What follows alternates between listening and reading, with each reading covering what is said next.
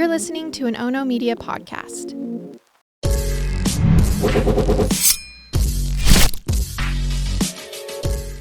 Good morning, and thanks for joining me for Rise in Crime, your morning caffeine hit all about crime. I'm Mama Jules, and first off, trigger warning.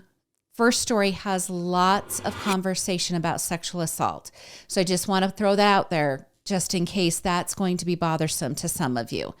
But this is true crime, and this is breaking news, so I'm going to talk about it. I just wanted you to know. And I don't feel like I can come to you today without at least giving some coverage to Sean Combs or P. Diddy or Puff Daddy or Diddy or Love or Puffy, just all of the drama that's surrounding this man who has so many names. So in this episode, I'm actually going to call him Sean throughout, just so you know who I'm talking about. And it's clear there is more that is going to be coming out over the next few days. So I'll give you what I could summarize before I recorded this episode.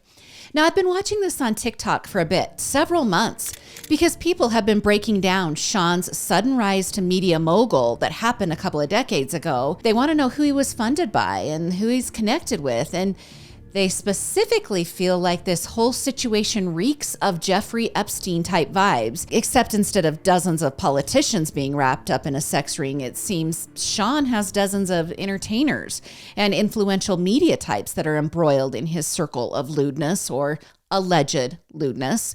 So let's just walk through the last 5 months and what led up to Sean's Miami and Los Angeles homes being searched on Monday. All right, on November 16th of last year, Cassie, that's Sean's ex, she filed a lawsuit in New York against Sean, whom she dated on and off for over 10 years, 2007 to 2018. Now, the two started their relationship with an expansive age difference. Cassie was 19 years old when she met the 37-year-old rapper. Now, in that lawsuit Cassie filed, she says Sean raped and abused her over the course of the relationship. She also specifies the night that she ended the relationship with Sean in 2018, she says they were having dinner and she told him it was over. She said in his rage, he later forced his way into her home and sexually assaulted the now 37-year-old. Well, in November, when the suit was filed, Sean's lawyer, in a statement to the media, said that Sean denied the offensive and outrageous allegations and that Cassie's demand of $30 million was a form of blackmail, since she was threatening to write a tell-all book if the money was not paid. Now, Cassie's attorney also offered a statement saying the opposite, that Sean offered Cassie 8 figures in order to silence her and that she rejected that offer and filed the lawsuit instead. He said Cassie should be applauded for her bravery in standing up to the mogul. Okay, the very next day, Sean and Cassie resolved the lawsuit. It took 24 hours. That was quick. Sean told the media he and Cassie had decided to solve the matter amicably and that he wished Cassie and her family the best. Well, that's all flowery, and Sean's lawyer, he got a little bit more technical. He said that by offering Cassie a substantial amount of money, that was in no way an admittance to guilt on the rape accusation. He then clarified that Sean flat out denies the allegations made by Cassie. 6 days later, on November 23rd, another lawsuit is filed against Sean by a woman named Joy Dickerson-Neal. Her lawsuit claimed that Sean drugged and raped her when she was a college student at Syracuse University in 1991. Joy's attorneys claimed that she was the victim of revenge porn after the music mogul allegedly recorded the sexual incident and then shared that recording with others in the music industry. Well, Sean denied the allegations and said Joy made the whole thing up. Sean's lawyers highlighted that the rape claim was 32 years old and that Sean never assaulted her. He then claimed it was a money grab on Joy's part.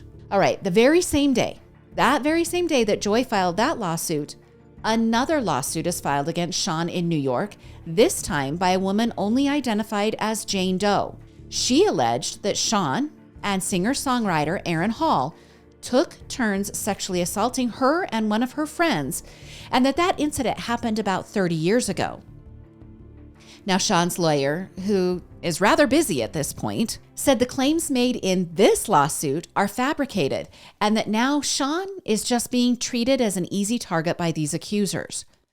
Well, 5 days later, at the end of November, Sean stepped down as the chairman of his network that's named Revolt. The move was touted as only temporary, and that the stepping away is intended to help the company stay focused on their mission to create meaningful content that amplifies the voices of all Black people throughout the United States. Well then, 1 week later, Sean is accused by a fourth woman. This lawsuit, also filed in New York and also filed by a woman only identified as Jane Doe, accused Sean and former Bad Boy Entertainment executive Harvey Pierre, and then there was also a third unnamed assailant. Well, it accuses those three of sex trafficking and gang raping the female when she was just 17 years old. Jane Doe claimed that Pierre approached her at a lounge in Michigan and persuaded her to take a private jet with him and the third assailant to Sean's recording studio that's located in New York City. Okay, the jet is an important part. That's how you get the sex trafficking, because they moved her from one city to another city, allegedly. Okay, she says once she arrived that she was given drugs and alcohol before being viciously gang raped. With 4 assault accusations, Sean finally breaks his silence and in a statement said, "Enough is enough." He said for the last few weeks he had sat silently and watched people try to assassinate his character and also destroy his reputation and legacy. He said the sickening allegations are being made by people who just want a quick payday. He then said the following, "Let me be absolutely clear. I did not do any of the awful things being alleged. I will fight for my name, my family, and for the truth." Well, things stay quiet on the legal front for about a month and a half, but that doesn't mean it's quiet on the court of public opinion. Lots of videos loaded with accusations are being shared on social media. And then on February 26th, that's just 1 month ago, Rodney Little Rod Jones, who is a former producer and videographer for Sean, well, he filed his own lawsuit in New York federal court, alleging that Sean had sexually harassed, drugged, and threatened him while he was working with Sean on his most recent album titled Love. Now, the lawsuit asks for an award of $30 million. And this lawsuit is where we start accusing not just Sean, but also other celebrities and those affiliated with Sean. Now, this lawsuit named Sean, Sean's son, Justin Dior, Cuba Gooding Jr., and also other defendants. Jones says in the lawsuit he was recruited by Sean in 2022 to produce several songs on an R&B album. Well, as part of that agreement to produce that, it meant that Jones went to live with Sean for roughly 12 months. He said during that time he witnessed and gathered evidence of several illegal acts. Now, some of those acts that are included in the lawsuit are the use and distribution of ecstasy, cocaine, GHB, ketamine, marijuana, and mushrooms. Also another act, he says illegal firearms were displayed and handed out to others while he lived in the home. And then he also alleges Sean gave laced alcoholic beverages to minors in his Los Angeles home in July of 2023 specifically, and then on other occasions to sex workers at his U.S. Virgin Island, Florida, and St. Bartholomew homes. He also claimed that Sean's son was seen drugging and assaulting a woman, and then also claimed that a rapper, whose name is redacted from the lawsuit, he claimed that rapper and Sean were both engaged in illegal activity with underage girls on Sean's yacht, and also that an R&B singer, whose name is also redacted from the lawsuit, that singer was seen in Sean's LA home engaged in illegal sexual activity with underage females and also with sex workers. Now, Jones then goes on to say that Sean forced him specifically to engage in sex acts and distribute illicit drugs when he was commanded to by Sean. He says he did not want to participate in these acts, but was forced to by his financial obligations and commitments. Now, the lawsuit also claims that Jones was drugged during a party and that he woke up in a compromising position with a sex worker. Jones also claimed that Sean's tactics to achieve dominion would switch in alarming ways. He alleges that sometimes Sean would promise a Grammy for the producer if he did what he was told. But then he said he would swing emotionally and he would instead threaten to eat Jones' face.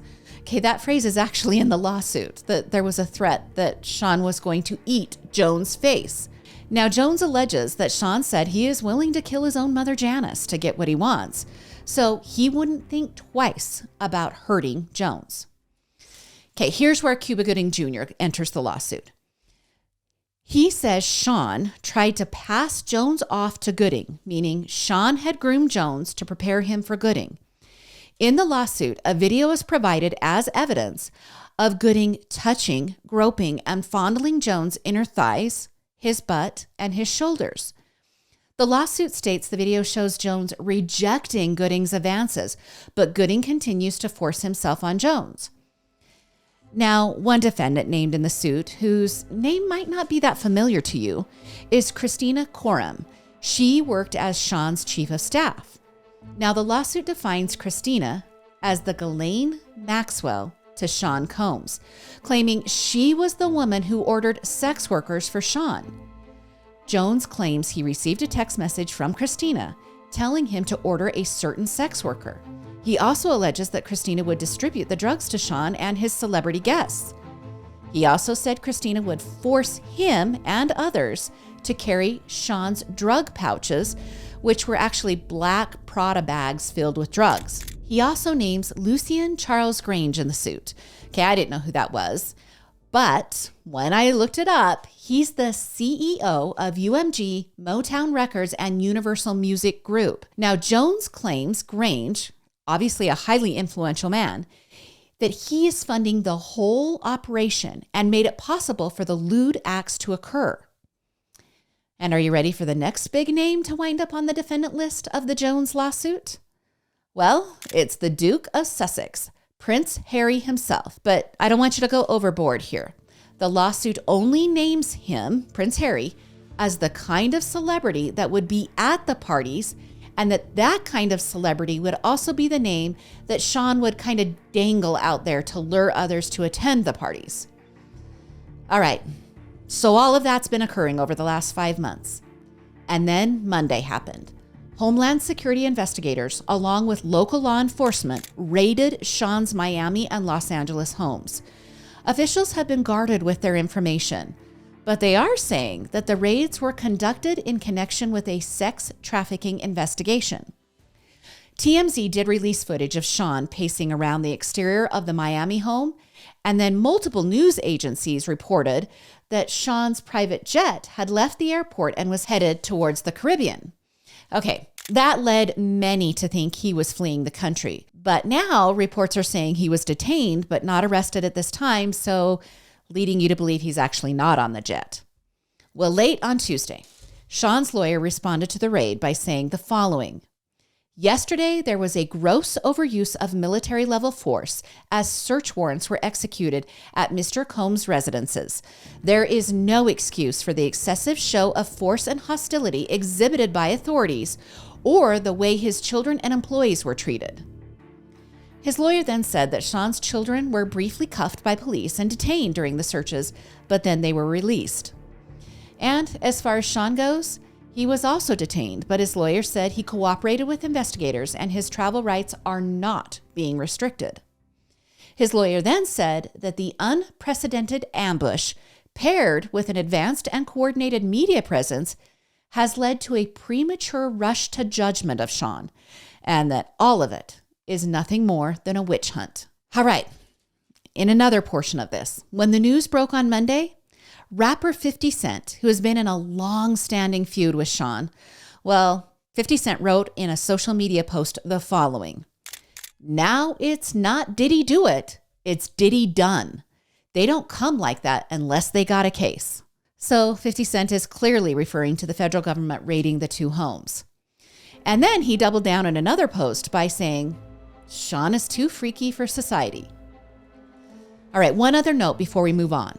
A man described in the lawsuit as Sean's drug mule was arrested at the Miami airport while those federal agents were raiding Sean's home. 25-year-old Brendan Paul was taken into custody on cocaine and marijuana possession charges. Okay, apparently he had the contraband in his luggage. Is there a direct connection? Who knows? I'll keep you updated as more information comes forward in these lawsuits and potential criminal charges.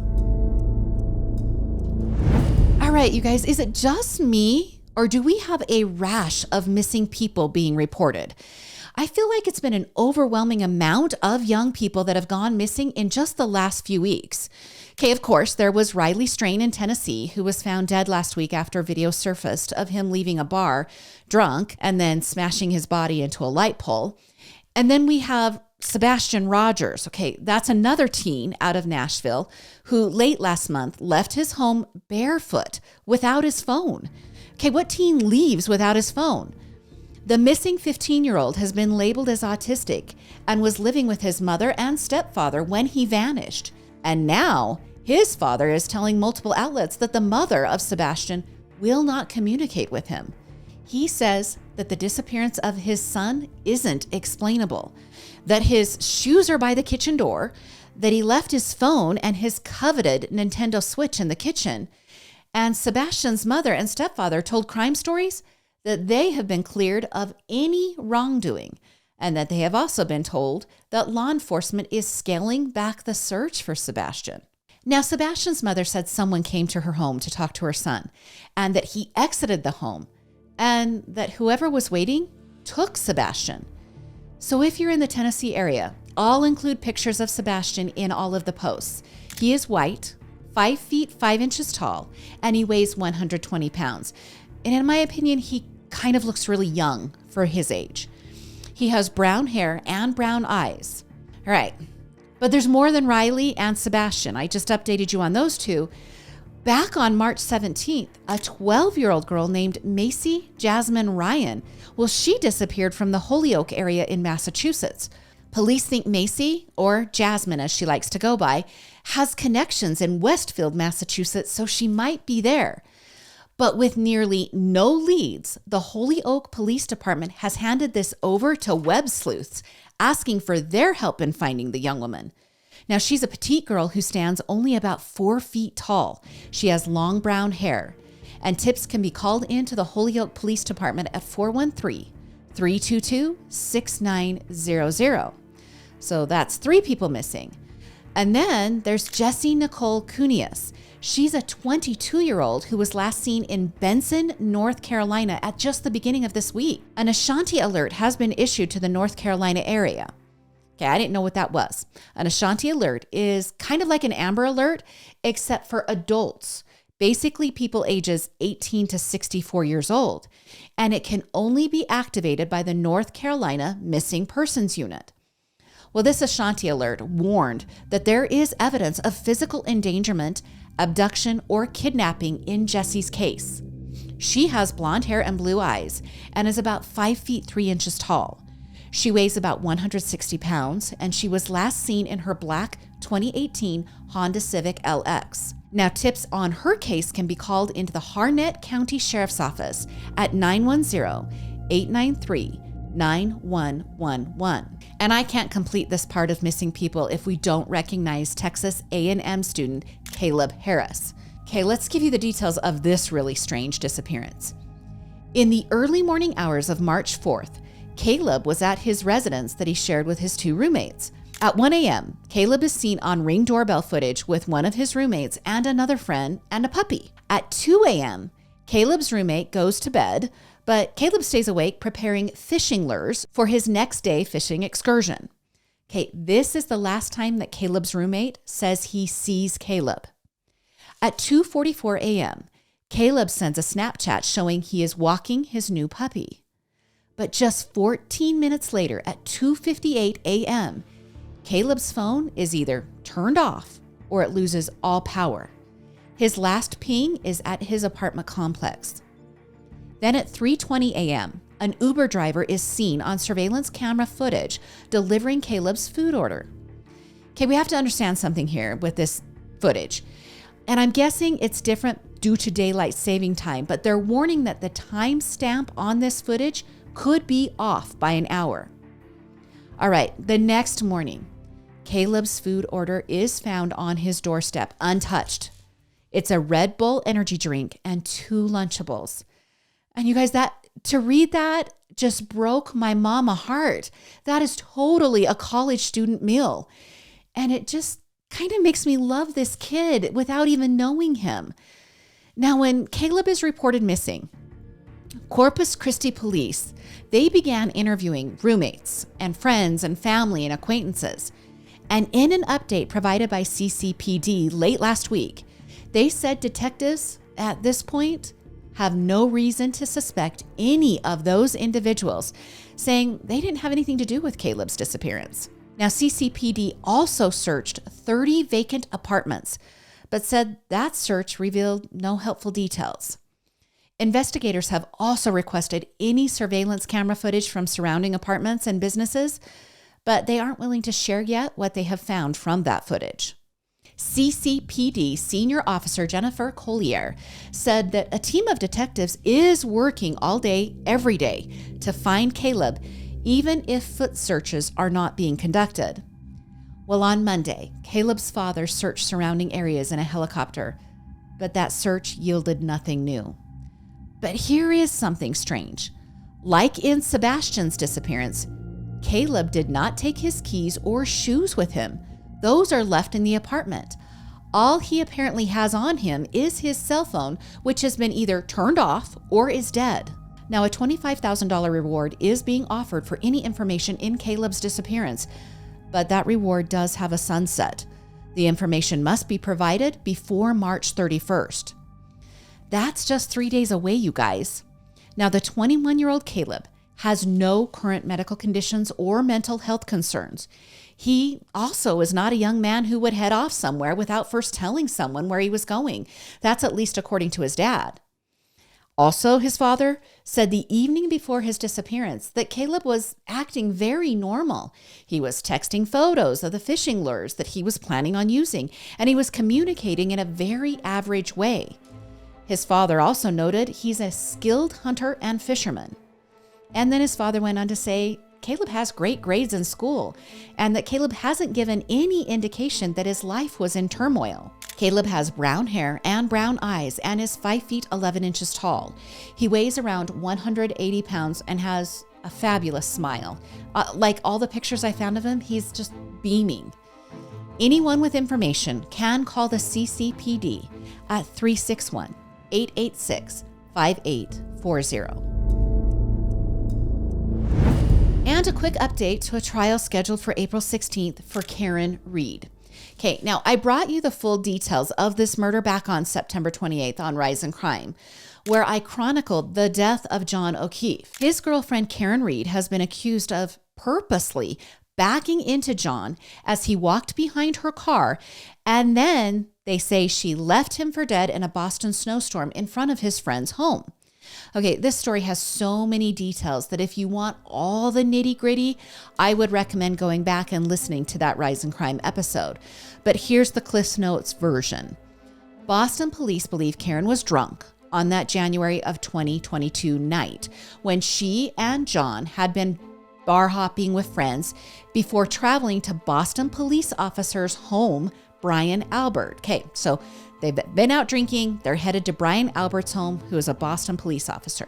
And here's the really important part of this story. John O'Keefe, the murdered person, is a Boston police officer. Brian Albert is with Boston PD, and the party's at his house. And several peripheral players and key investigators are at the party or are connected to the Boston PD. Now, Karen says she was going home because of tummy issues, and so she literally was just dropping John off.